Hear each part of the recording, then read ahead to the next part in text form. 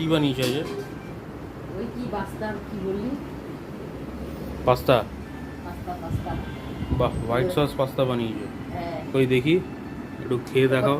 ওপর থেকে একটু মশলা ছড়িয়েছি, খুব গরম, এই জন্য প্লেটে করে নিয়ে এসেছি। খুব গরম।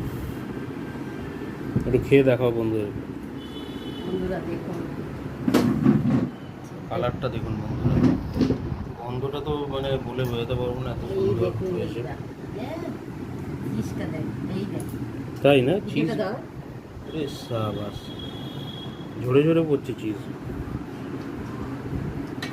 কেমন?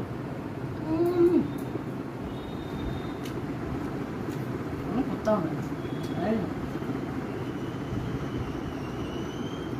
বাহ,